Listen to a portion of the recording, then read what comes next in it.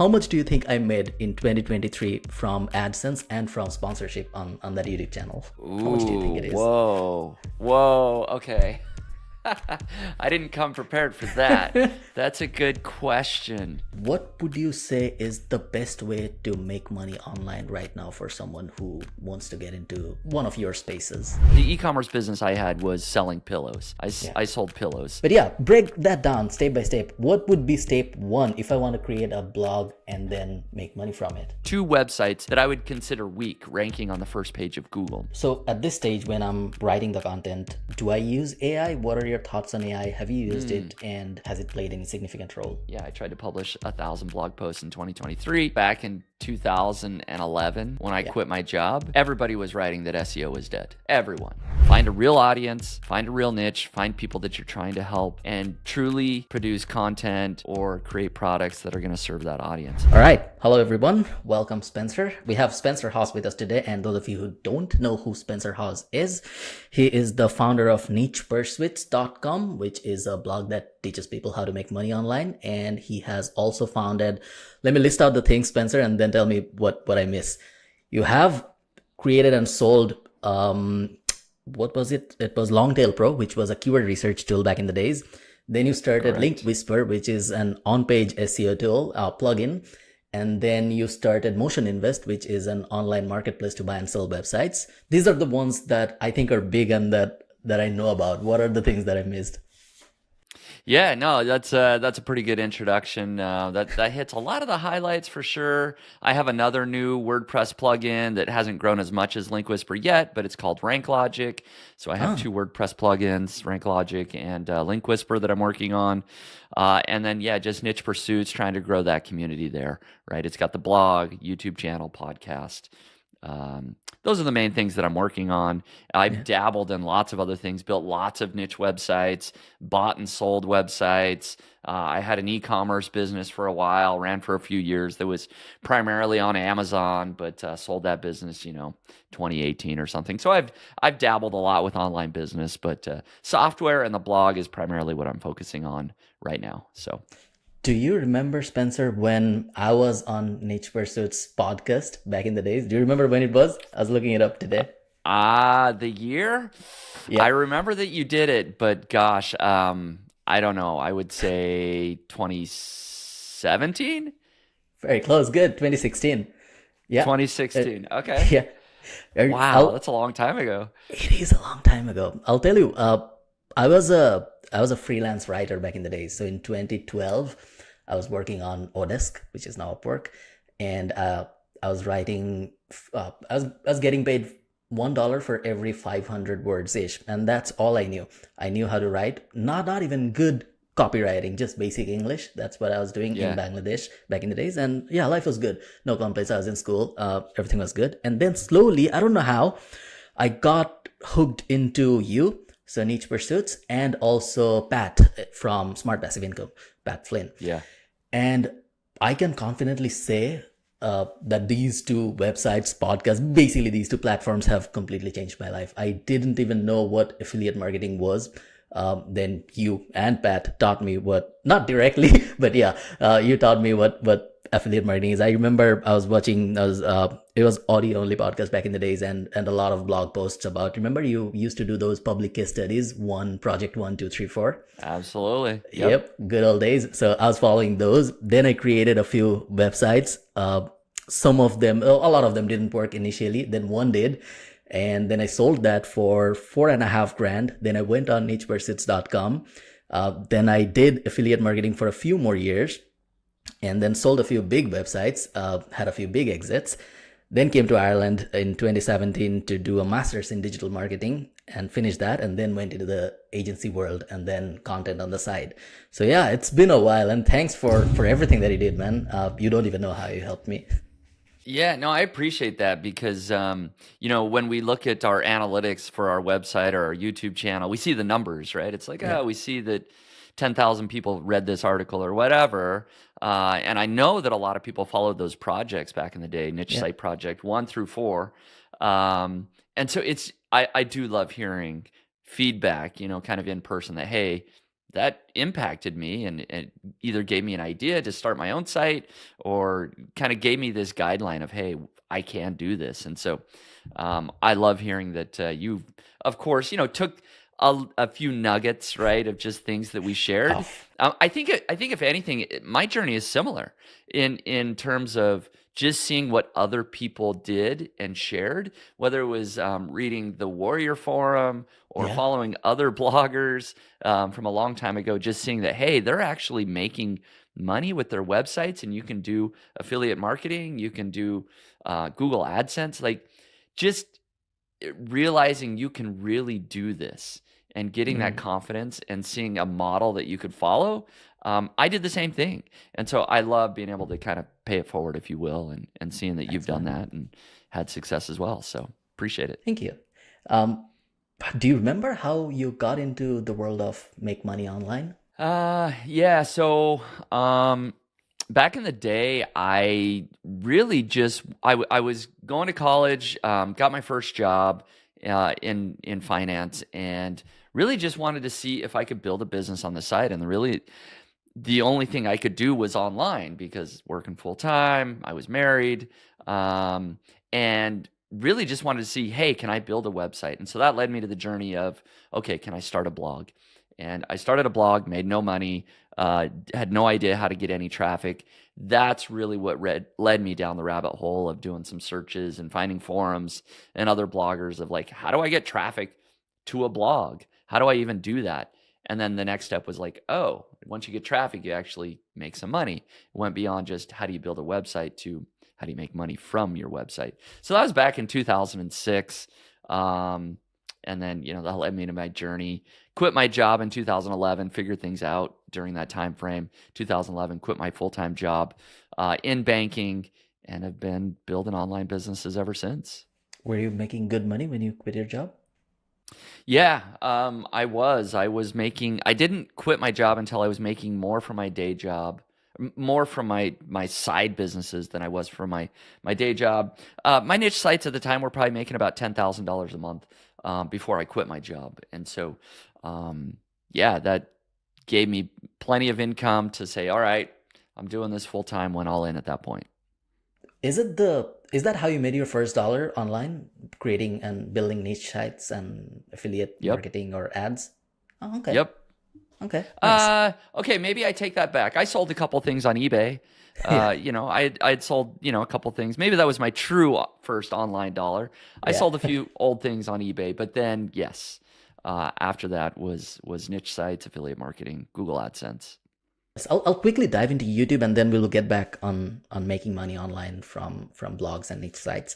I saw you're really, I'm not sure when you started doing it, but I saw from last year 2023 that you started focusing more and more on YouTube. Is that something that you're deliberately doing? Because before that, I saw you kind of you had a new host for Niche Pursuits, the podcast, the very successful, a big podcast, I think. And you had a new host. You kind of stepped aside from that one, and then I thought you would. And then before that, I remember you stopped selling your courses and stuff. You had one, and then you did Mm-hmm. it was a blog post, and I think it was a newsletter as well. That you'll not do that anymore. So sorry, Chrome does that. Apple does Yeah. that from time to time. Yeah, yeah. So why did you start? Why did you focus on YouTube last year, or where do you think on it is going for you? Yeah, so you're right that I am starting to be more deliberate about YouTube, trying to grow the channel there. Yeah, It's a very interesting platform, right? It's a place where I feel like you can build stronger relationships, right? You can look at people and see them, they see you, they trust you a little bit more. I've done really, really well with the blog. And the model that I've kind of followed is, okay, I've started the blog. I originally wrote all the content, but now I have a team that is writing the content, and I've been able to kind of put a process in place where the team is essentially running the blog, right? I have a content manager. And yeah, so I've successfully kind of removed myself from the day-to-day operations there after I figured out how to run it. Same with the podcast. I ran the podcast for many years. And then I brought in Jared. He's a great yeah, podcast host. Part of it's burnout, just having to do one or two interviews every week. And part of it is just it wasn't my favorite thing to do. I enjoy getting on podcasts and doing it, but if Yeah. you have to do it every single week for 10 years, it's like maybe time to just step away from that. And I didn't want it to die, so I brought in Jared, and he's done very well. YouTube is a platform that I have never really figured out, and it's a rapidly growing platform. And so if I truly want to build my audience a little bit more, YouTube is just the obvious place to be to grow that audience. And so I felt like, hey, if I want to do it right, I need to jump in, do it myself for a period of time. How long that is, I don't know, right? Let's say for a couple years, right? I'm going to jump in, I'm going to be the YouTube guy. But after that, I would love to position it in a way where I can remove myself and have somebody else be the face of the YouTube channel. So that would be the long-term goal. So you can watch along over the next couple of years to see if that actually happens, but we'll see. I'll tell you about a dilemma that I'm having with my YouTube channel, and it kind of ties back to you having to. Sorry, my cat is disturbing you. No, that's all right. Keeps I saw it you. interesting for viewers. Right? I know. I saw you started another YouTube channel, one for the podcast, and I think, and then one for your other short form YouTube channel. I'll tell you where I'm at with my YouTube thing. So I grew my YouTube channel to from nothing basically to over 1 million subs now, very engaged subscribers, and then the Facebook page is also very big. It has nearly 1 million followers. So I get Wow. on an average, I'd say 500,000 view every week across all the platforms, and Instagram is big too. I don't really upload much on Insta. TikTok is big as well, but Yeah. Facebook and YouTube would be the primary ones. The problem is, it's all Bengali. It's everyone who the content is obviously in Bengali. It's not in English, so I don't have Right. international people who speak English don't watch Bengali content. So that's a problem. Now, I wanted to tackle that in two different ways, and you tell me which one is right. I'm not sure if you know, so sorry, sorry to put you on the spot there. But yeah, one part of me says that I should create a separate English channel, post there, and try to grow that English channel from scratch. The other part of me says that people from Bangladesh understand English, so they'll still watch the English channel. And if I upload English videos, like for example, this podcast will be live on that 1 million subscriber YouTube channel. So, and a lot of them will understand what we're talking about. Most of them, I think, they're not comfortable watching English content, but they understand English content fine. So it's not going to be a huge problem. Yeah. But if I do that, if I upload English videos in that Bengali YouTube channel, then would new potential subscribers from the States or from Ireland or from UK will watch that channel, watch that specific video, then click on the channel, see a bunch of videos in Bengali, and then just not subscribe because most of the videos are still in Bengali. What would you do? I'm not sure what to do. That would be my hunch, right? Is if I went to a channel and I look at the page and it's mostly in Bengali. Yeah. If I don't understand 90% of the content, I'm probably just not going to subscribe, So that would be my hunch, is that, the US or English-based viewers maybe are a lot less likely to subscribe if it's mixed language content. I don't know if it's the other side, right? Like, do less people subscribe in Bangladesh or those that speak Bengali if you mix in English content with it?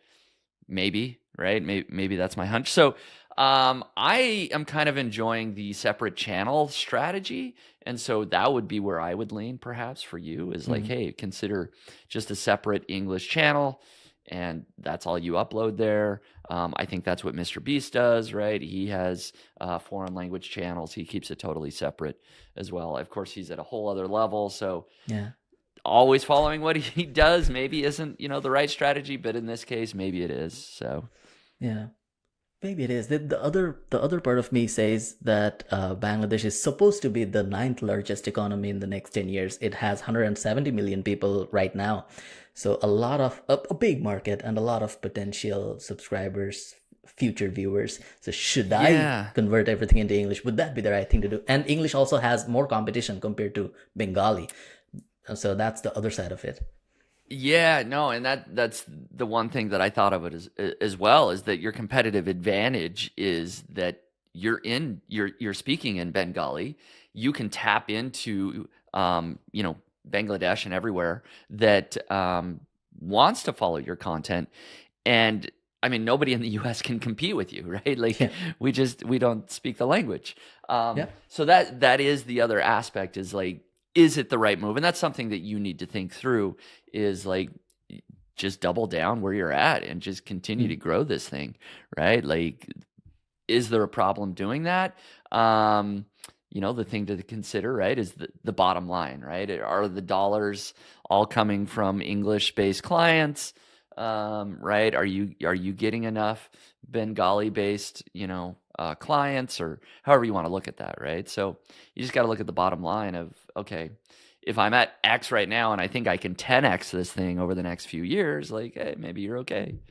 Speaking of the bottom line, let me give you another interesting stat. So again, I have that YouTube channel, and it has over a million subs, etc., etc. How much do you think I made in 2023 from AdSense and from sponsorship on that YouTube channel? How much do you think Ooh, it is?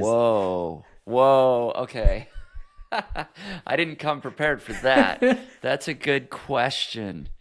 Um, Let me think about this. If I think about my channel, I really don't make very much. It's not my goal, right? Yeah, To make a whole lot. But let's say I'm making $1,500 a month just from display ads, yeah, right? Um, your channel is way bigger than mine, but you're gonna be paid out, you know, 10% of what US based probably yeah, ads are.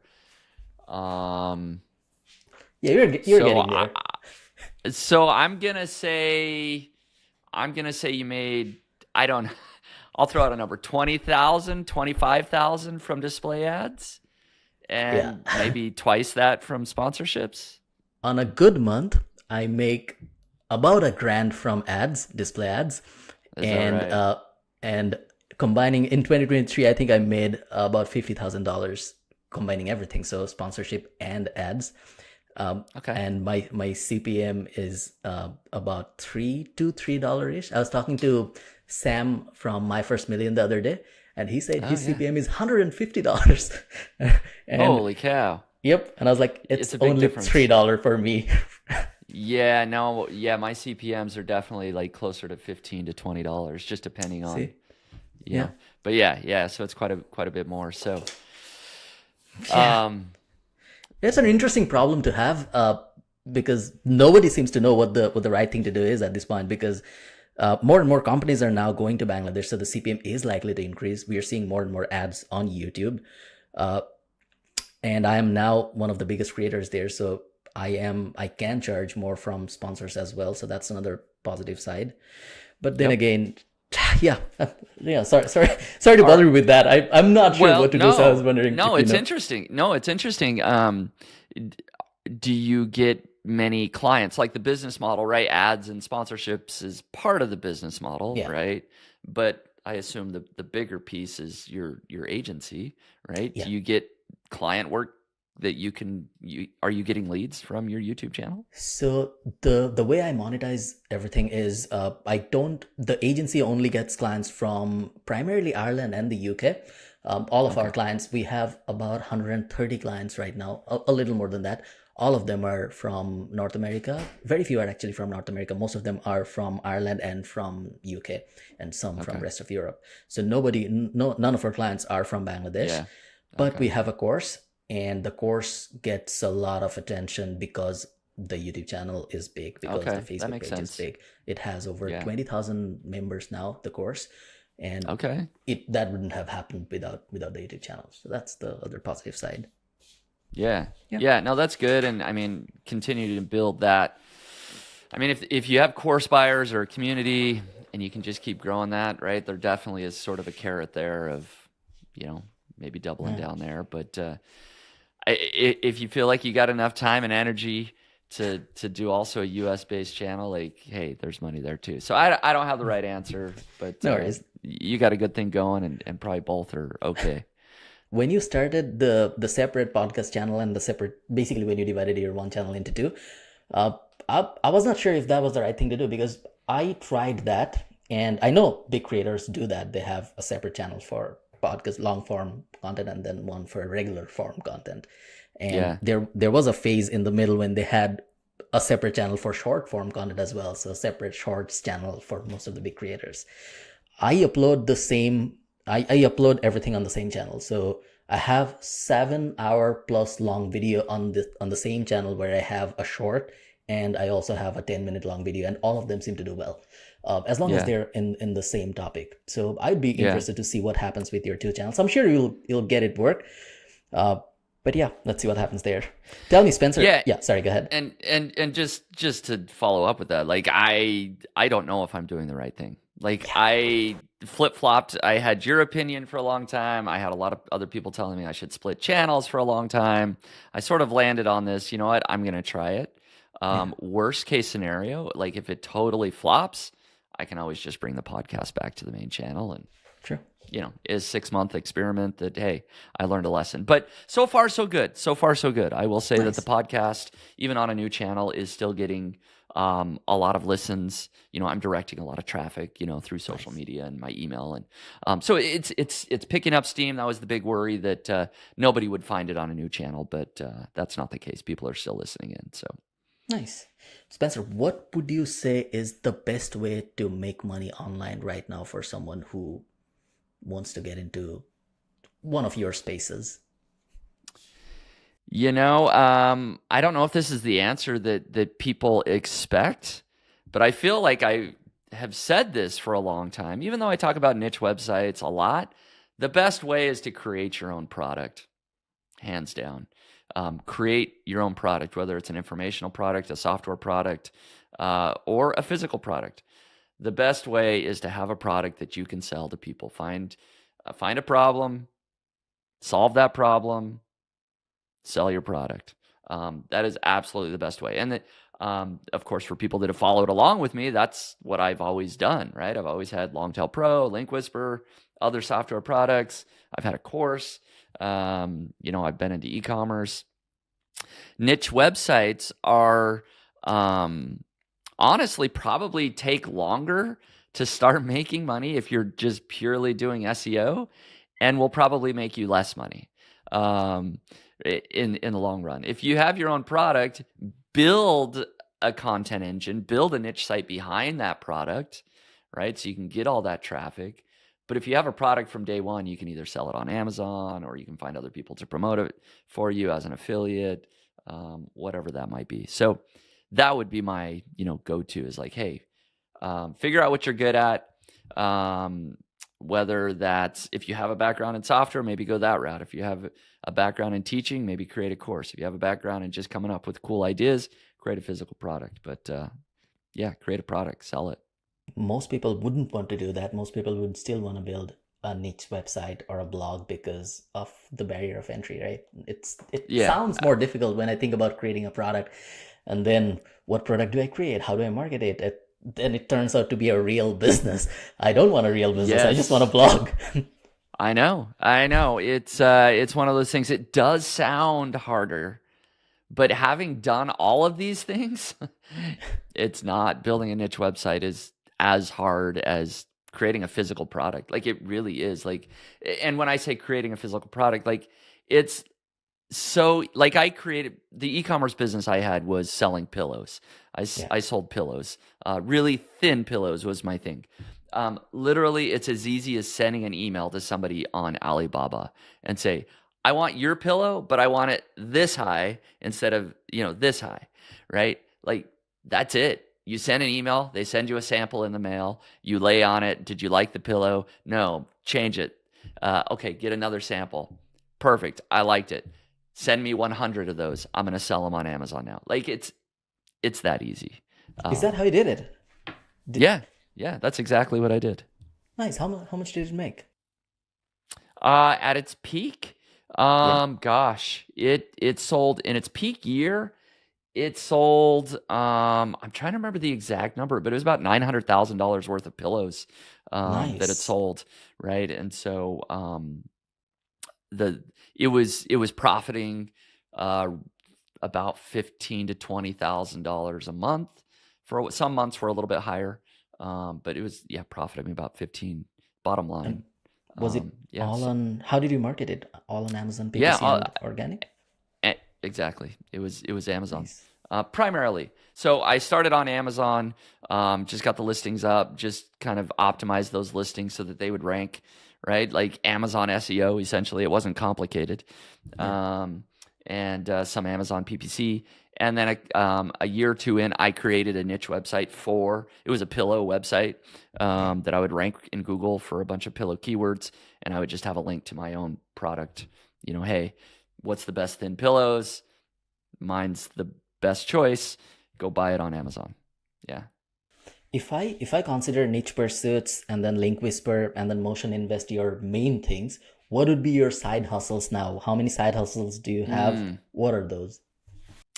Yeah, so one of them that has been kind of fun over the last year is I'm doing the Amazon Influencer Program, and I don't Yeah, know if you followed along with that at all, I but did. I did.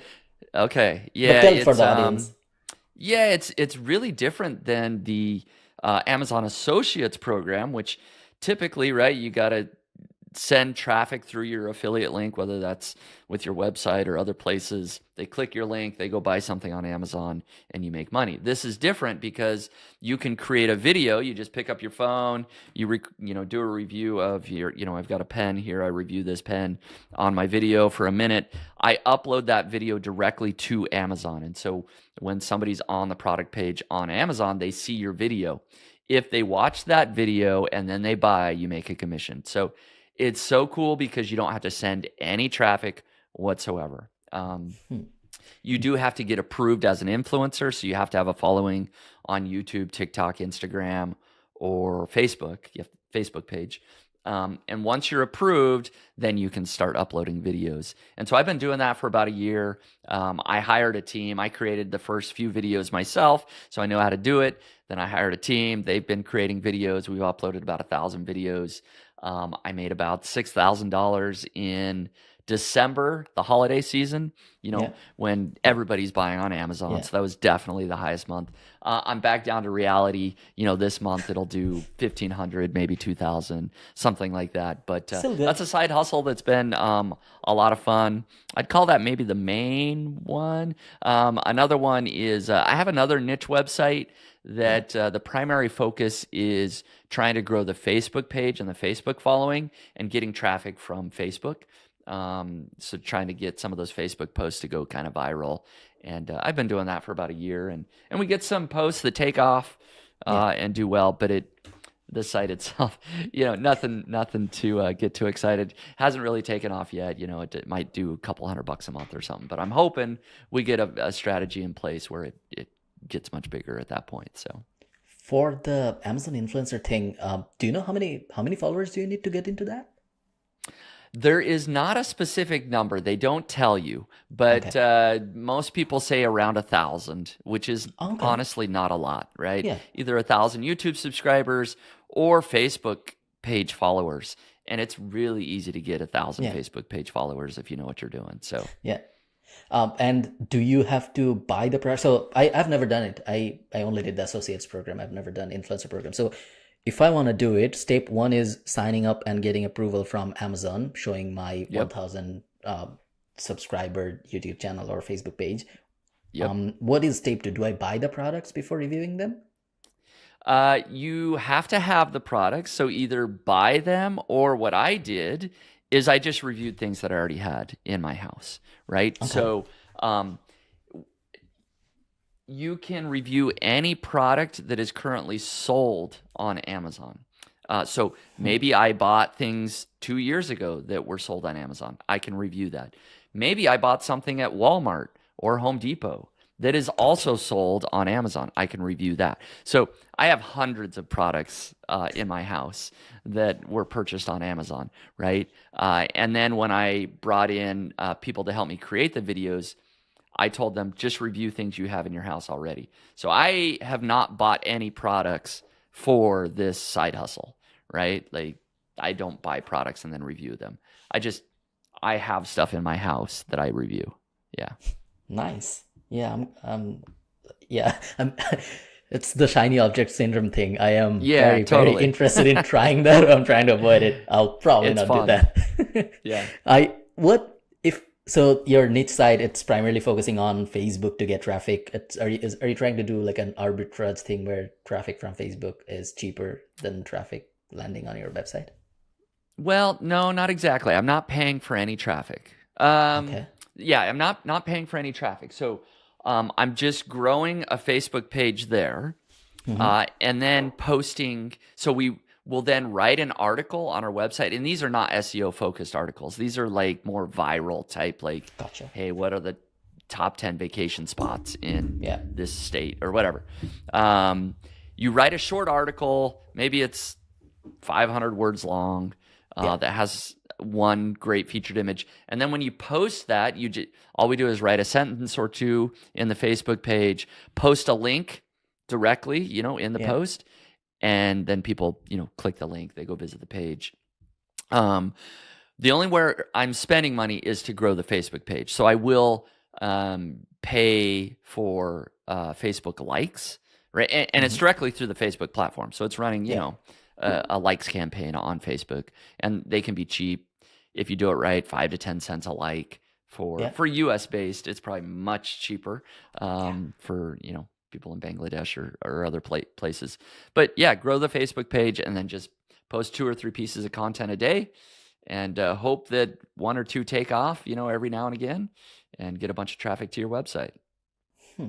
If you had to start up a blog like we used to do back in the days, Yeah. like break it down for me. I'm not sure when you did when was the last time you did like a blog the ones that we used to do back in the days. But yeah, I know you interview a lot of people. Niche Pursuits do a lot of interviews with bloggers, with affiliate Mm-hmm. marketers, or Mm-hmm. I don't know if we should call them affiliate marketers anymore because everyone has different monetization methods now on their websites. So Yeah. Yeah. almost Good everyone point. have at least affiliate and ads. So we shouldn't call them affiliate marketers, I think. But yeah, break that down step by step. What would be step one if I want to create a blog and then make money from it? What would be step one for me? Yeah, step one is find a interest or passion, something that you could see yourself actually working on. It doesn't Yeah, have to be your favorite thing in the world, but it shouldn't be something that you hate, right? Something that you're cool dealing with. yeah, So find an interest. It could be a hobby, whatever it is. Find that sort of niche that you want to go into. Step two would be sort of verifying that niche, looking yeah. at the competition, seeing if there are other successful blogs in that space, Okay. and just kind of verifying, hey, there actually is a route here where I can build a big following. And so once you've done that, you've got your niche, then it's time to start doing some keyword research. Of course, buy the domain, find a great domain, set up your hosting, start doing some keyword research and developing a content plan. How do I do a keyword research, Spencer? So yeah, Yeah. no, go ahead and I'll tell you next. Uh, Yeah. So keyword research, there is a lot of tools yeah. out there, right? Honestly, you could probably use any of them. Plug in Uber whatever you want to plug suggests in. Don't shy away. I have no, I don't have anything to plug. I sold Longtail Pro, a long Yeah. time ago. So you can check that out if you want, but I get nothing from that. There's Uber Suggest that is free, has a Yeah. free version that's pretty decent. I use Ahrefs. Yeah. Just because I use their whole suite of tools, but it's a little more expensive, right? But basically, go in there, you plug in a sort of seed keyword in your niche, and really just start going through the rabbit hole, right? Of seeing what other websites are ranking for, other ideas that you have. And then you look at each of those keywords individually. And just the very high level way that I do keyword research is I like to find keywords that have weakness in the first page of Google. And so I look for two things or two websites that I would consider weak ranking on the first page of Google. Find two websites that have a low DR. So they're usually either newer websites or just don't have a lot of links pointing to them. If you can find two of those, that's great.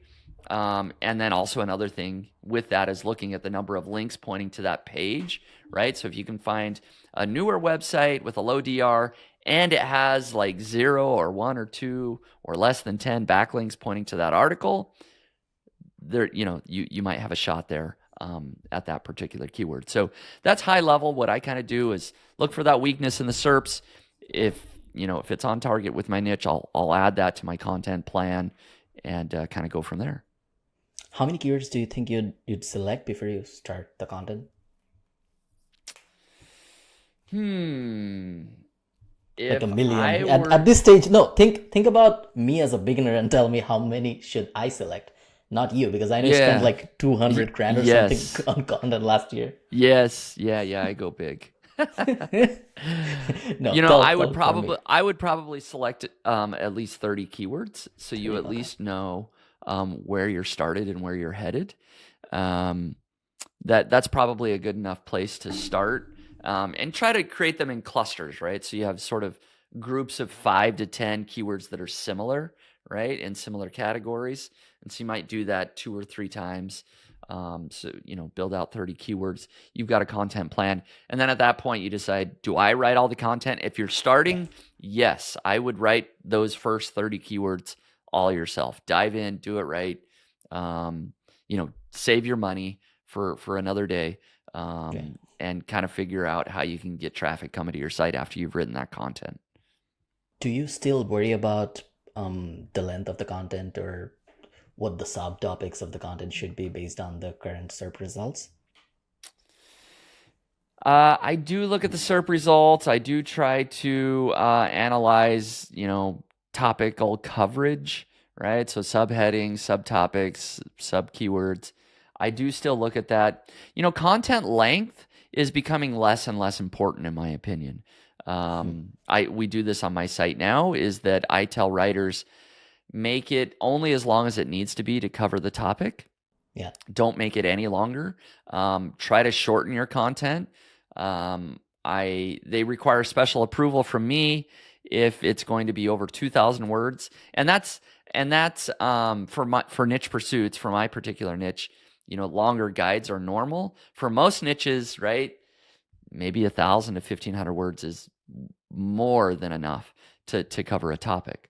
Right? So shorter content, get right to the point, try to answer the question in the introduction or the first couple of paragraphs. And don't worry so much about the length. Just that's what I'm seeing in Google after the helpful content update is that those that satisfies the users quickest and best often are those sites that are ranking highest. And so just because you have the longest piece of content out there does not mean you're going to rank highest in Google. Gotcha. So at this stage, when I'm writing the content, do I use AI? What are your thoughts on AI? Have you used it and has it played any significant role? Either positive or negative. Yeah, we do use AI in our content process. When you're starting out, I would be very careful. I wouldn't use AI to write the articles, but maybe I would use AI to help brainstorm ideas, right? To say you've got a topic, and maybe you ask AI, can you give me a suggested outline, or what ideas should I include in this article, right? So maybe bullet points that gives you sort of 10 points that you should hit on. And you can throw out half of those like, AI's wrong, but these Yeah. 5 were great ideas, and I'm going to add another 5 of my own, and then write out the article. So brainstorming, using AI to brainstorm would maybe be where I start. We are experimenting with using AI in our writing, but it is similar in that we're using it mostly for brainstorming. So we're doing a lot of listicles on our website right now, and so we'll have the AI help us brainstorm 100 listicle ideas, right?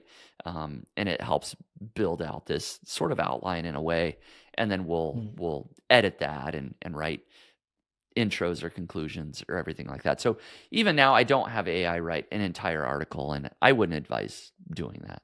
Why is that? Why would you take advice from AI when it comes to brainstorming, but not for actual content creation? Um, I have found that the AI content is, for lack of a better word, pretty robotic. Yeah. It's usually detectable. At least for me, it doesn't. It's often quite. it's often verbose.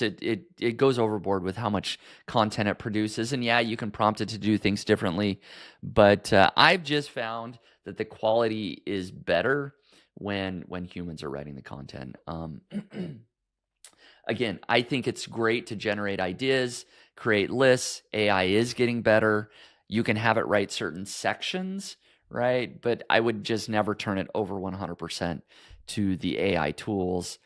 You always need to come back, have somebody edit, flesh it out, write additional sections. That's at least my opinion, and it's what's working well for us is kind of the AI assisted approach. Do you think there will ever be a penalty or a Google update that targets AI content? Or do you think they'll at least label it as AI content?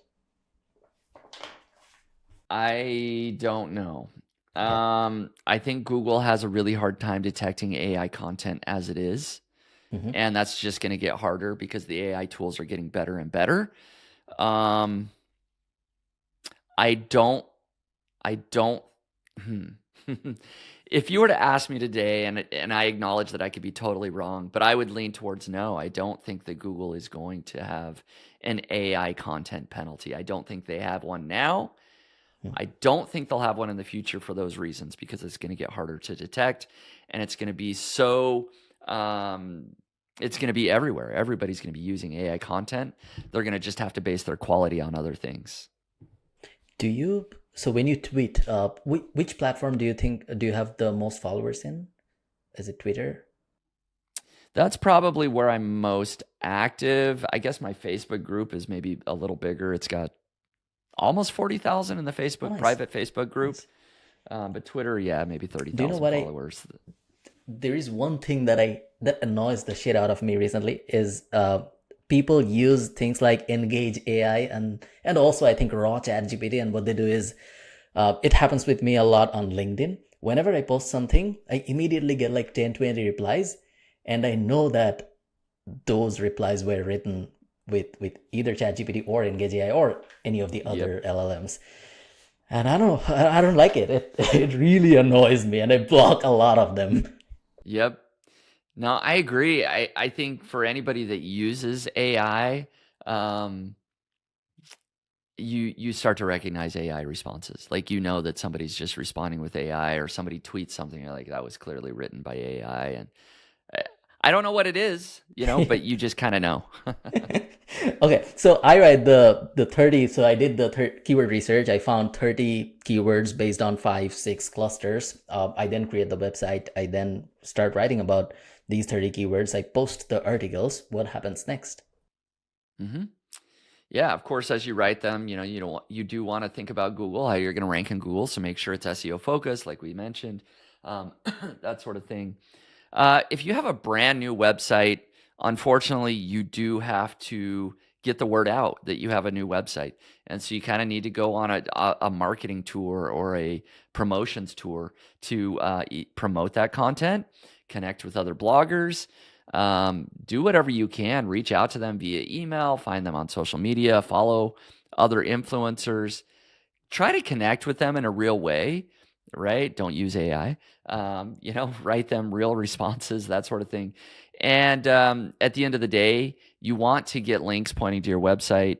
Don't just go out asking for links, but try to provide some value. Maybe you're a podcast guest on somebody else's show, or maybe you just share things that are helpful with others. Maybe you ask if you see that somebody does have a blog that accepts guest posts, offer to write a guest post.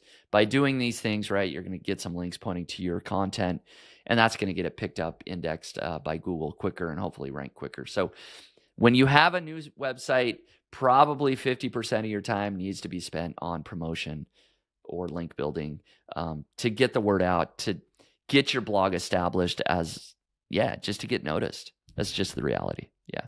If you had, so it's a hypothetical question. If you had unlimited budget to promote a blog, uh, and it was still a traditional blog that is monetized with ads and affiliate stuff, and maybe your own product, but primarily ads and your affiliate and different affiliate programs, would you still use SEO as your primary marketing channel, or would you go to, let's say, PPC or Facebook ads or something else?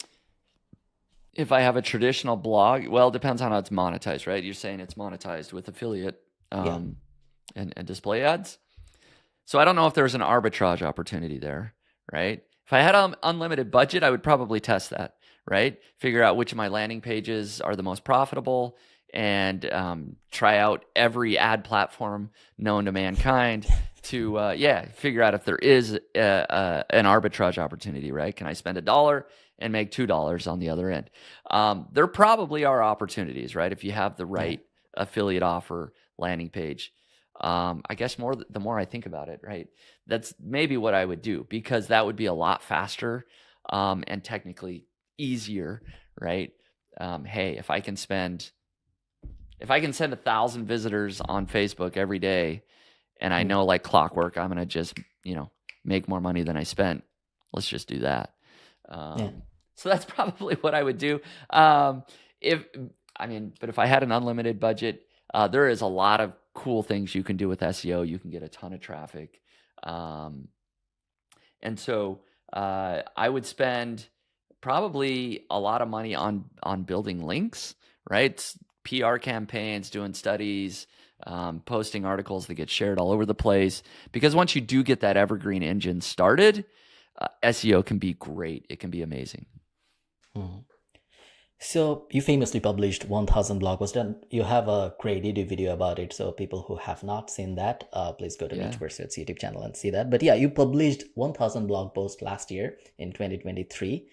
Um, why have you decided to do it, and what were the results like? Yeah.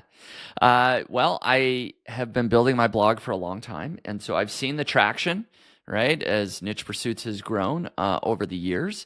And I came to the conclusion that, hey, when I publish content, it's working. Yeah. It might take 6 months to a year to rank and get that traffic. Why not go big, go bigger, right? Let's up the budget. I know I'm going to spend a lot today, but over the long term, I believe, based on my history, that I'm going to get that return. And so that's what I did.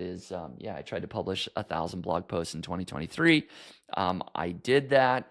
The results are that my traffic has more than tripled overall, with most of those gains coming from SEO, from Google.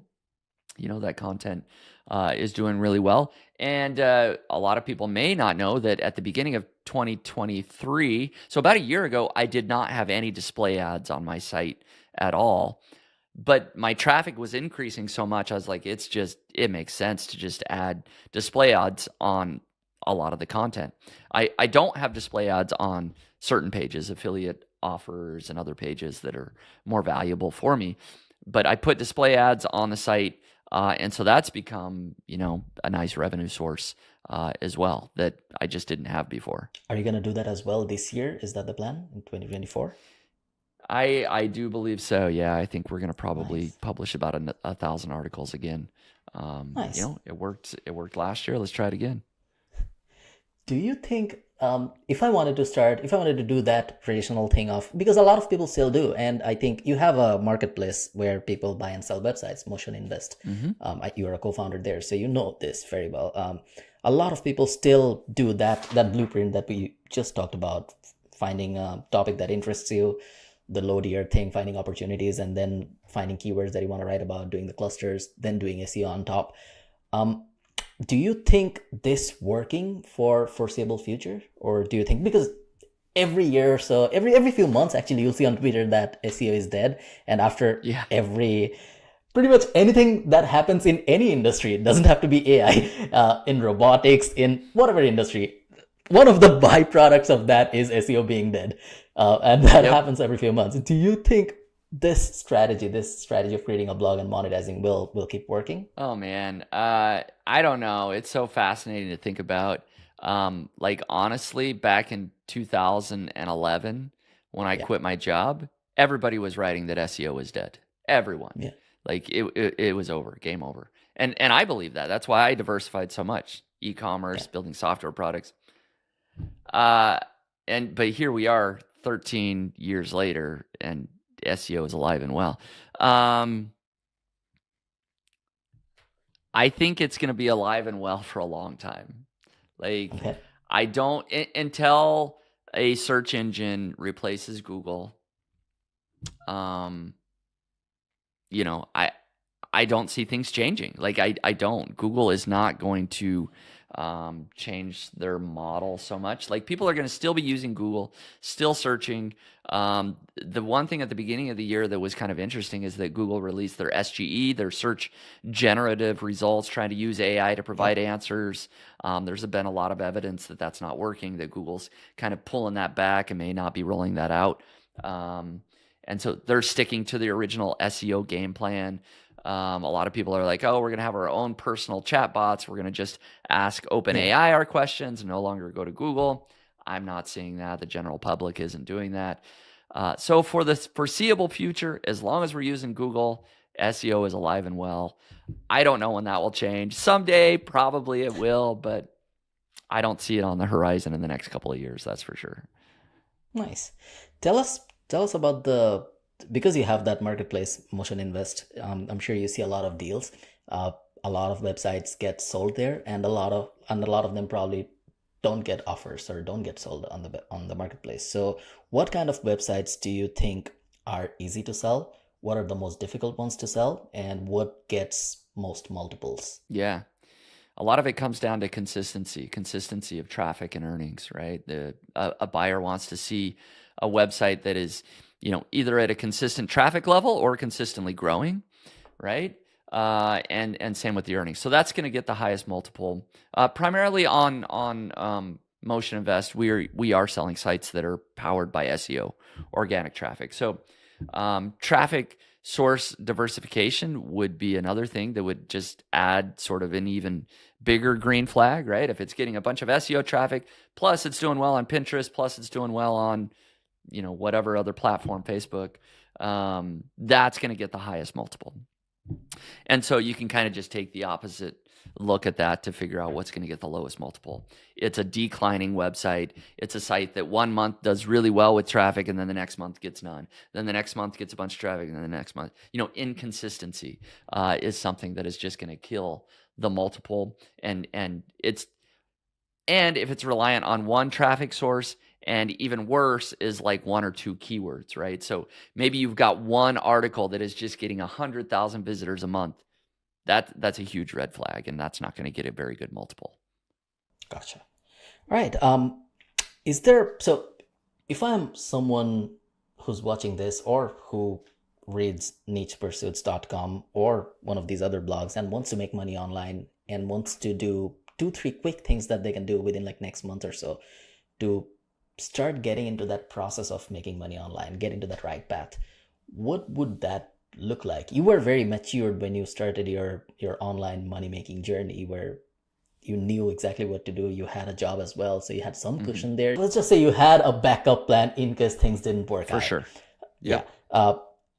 What would someone, if they can do one, two, three things immediately to get into that right path, what would those things be?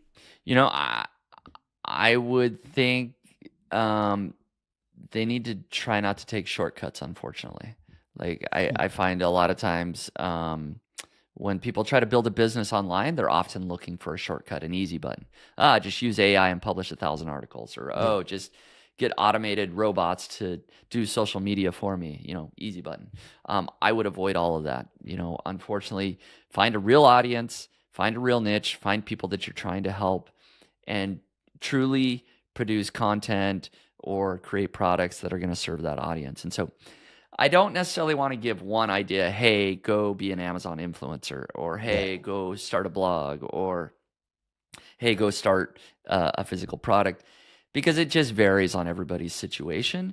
But I would advise just getting started sooner rather than later. Like, do jump in as soon as possible and start creating content or start coming up with product ideas, because the longer you wait and analyze things, like, things don't get easier. Like, you just got to jump in and learn and do it. But yeah, like I said, don't look for that easy button.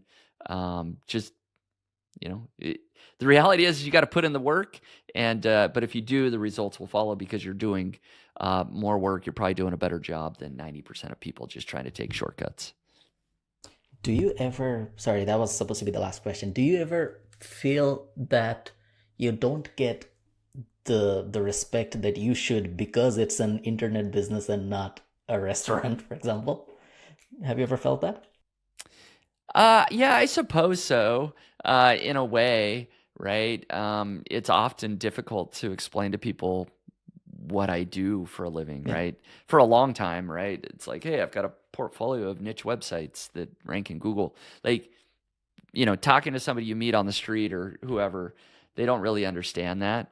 Um, in recent years, it's become a lot easier Hmm. um, because people are starting to understand digital marketing a lot better, and blogging and Google and all of that. So it's getting a little easier to be respected for an online business, but for a long time, yeah, people just didn't understand what I was doing. So. Cool. Listen, thanks a lot for doing this, and I really appreciate your time. I know you're busy, and yeah, I have some people watching this, so if you want to send them somewhere, feel free. It's your time. Yeah, absolutely. No, I appreciate you allowing me to come on, share my story. It's good to connect again after all the Yeah. years. But yeah, the main place people can go is just, nichepursuits.com if they want to read the blog. I'm active on Twitter, so it's at Niche Pursuits. Of course, the YouTube channel. I'd love it if you subscribe to the Niche Pursuits YouTube channel. And if you happen to be a blogger and are, writing content, Link Whisperer is an internal linking plugin that is for WordPress that I created. You can go over to linkwhisperer.com and check that out. Cool. Thanks so much. Thank you.